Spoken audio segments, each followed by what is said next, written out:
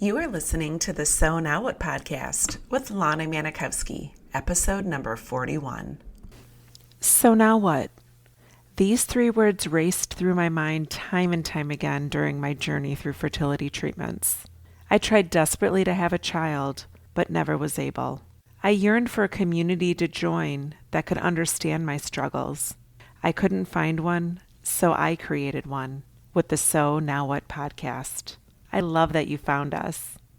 Hello, beautiful people. Thanks for joining us again on the So Now What podcast. First off, want to tell you thank you to everyone who gave me a rating and review of the podcast. As you know, I am repeating every week that I have a goal of 10,000 downloads of the podcast by Labor Day of this year. So if you've listened to an episode and it has spoken to you, if you've taken just a glimmer of a new pearl or a new thought or a new belief that you've started to work on in your life, I invite you to please go on and give me a rating and review of the podcast so that I could meet my goal of 10,000 downloads and help more women like us learn to love their life even if they're not going to be moms.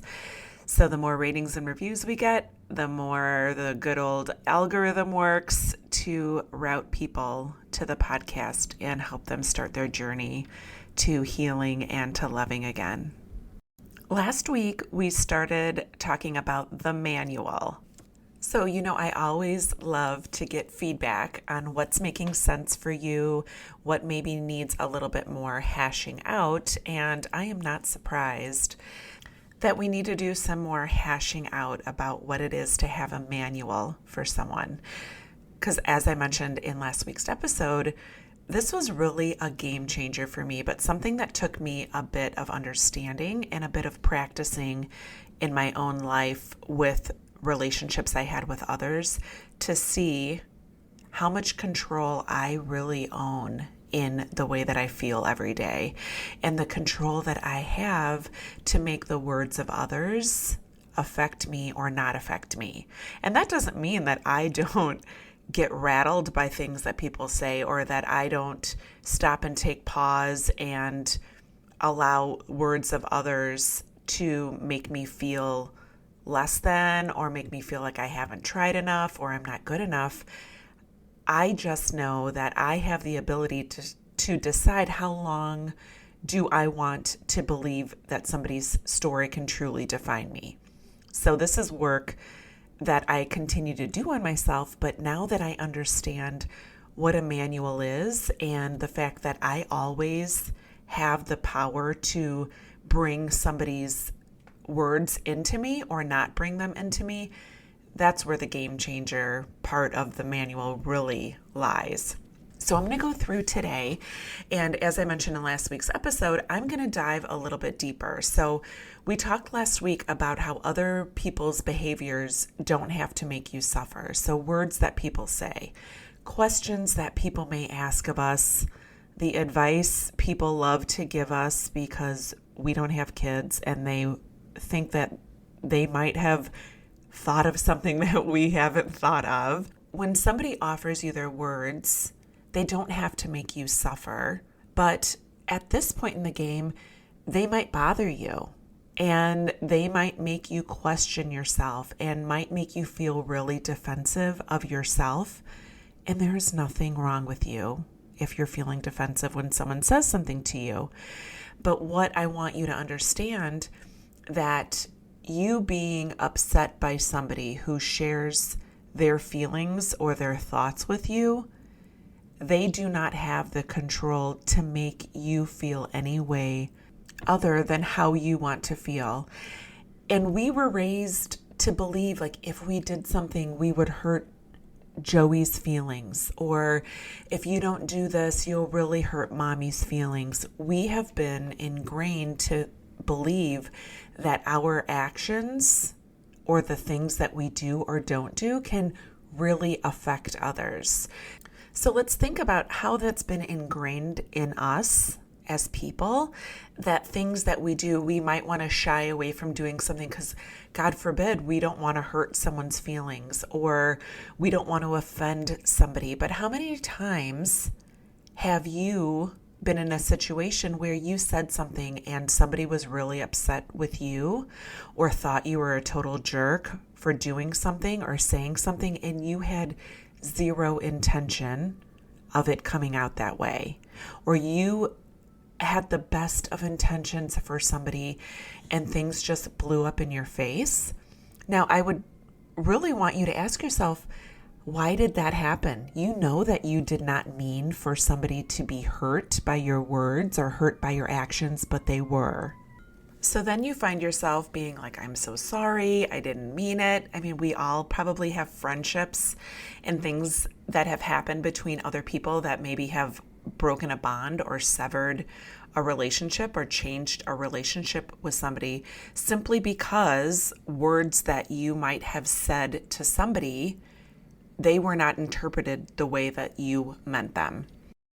So imagine that burden that we carry around as people, that we are constantly concerned or worried that what we might say might affect people in a way that we don't want them to be affected.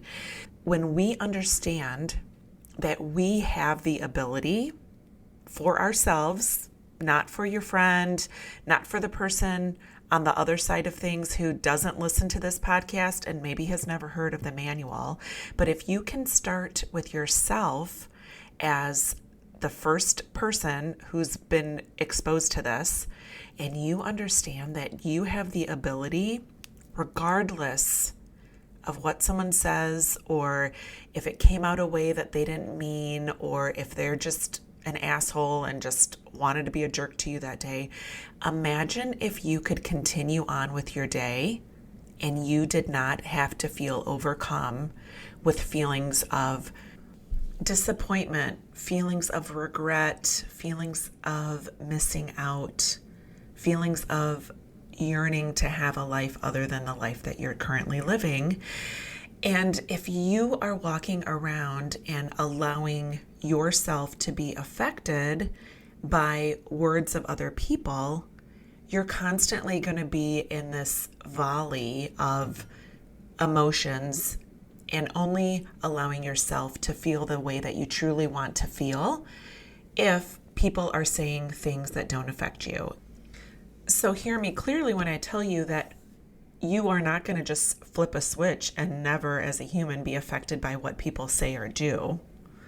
You are just going to learn how to understand that it is up to you to decide how you want other people to affect you and how you want other people to get into your brain and get into your chamber of your soul and drive how you're feeling and showing up for you each day.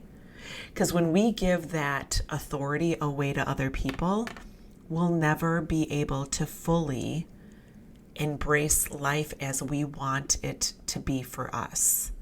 So the story that I'm sharing with you is the story of how I came to understand that my manual I had for other people was constantly being disrespected in my mind. It was constantly not being followed. I started to see that I was having a lot of dissatisfaction with my relationships with other people because I wanted them to behave in a certain way.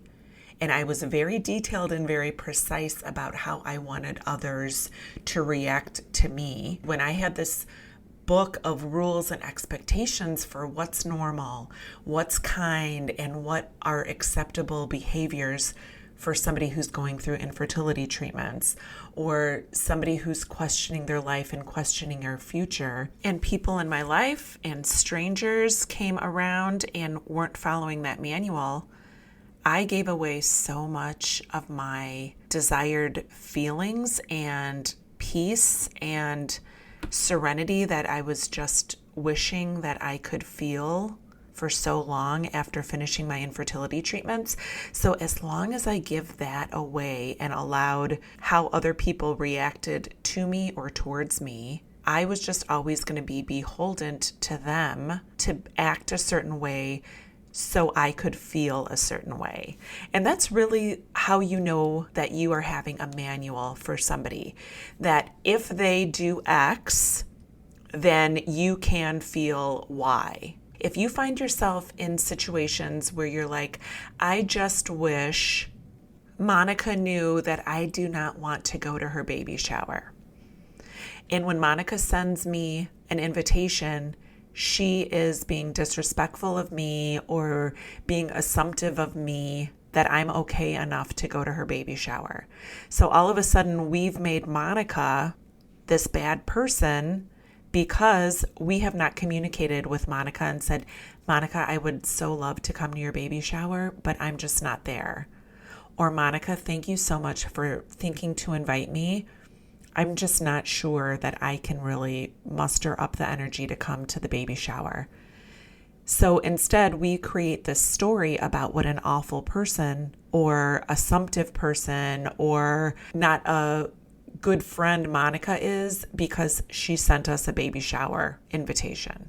So as you're learning more about the manual, please hear me when I say the manual is not something that is going to take the place for you setting boundaries in your life and for other people.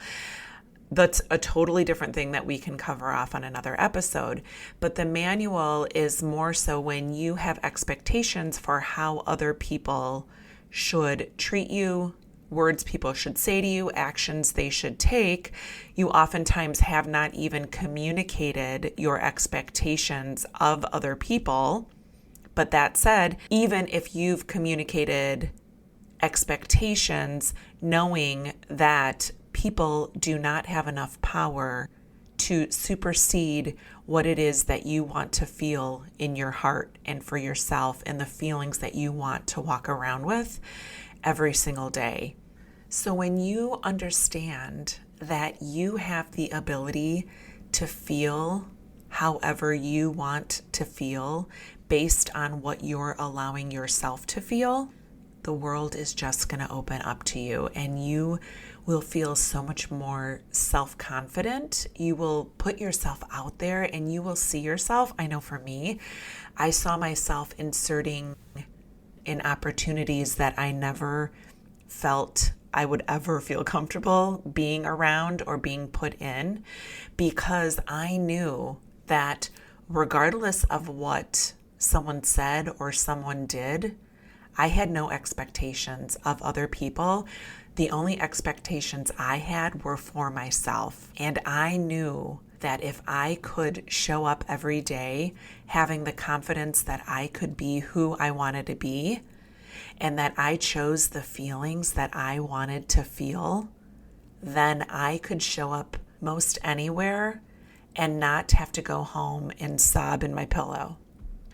So if you're finding this to be of interest to you, and I truly hope you do, because it is really the greatest way that you can liberate yourself from being captive by what other people say and do to you, I'm going to give you a couple exercises that you can work on this week when you're doing your paper thinking. So I'd love for you, when you're doing your paper thinking, to start to write some thoughts that you have about yourself, and then thoughts about other people in your life. And just let it flow. I want you to take one person that you want to focus on for the week. Now think about your relationship with this person. It could be somebody that you have in your mind a great relationship with, or somebody that maybe you are trying to do some work on in your relationship. And I want you to write your manual for them. I want you to write down everything that you expect of them, things that you want them to show up doing, words that you would like to hear them say.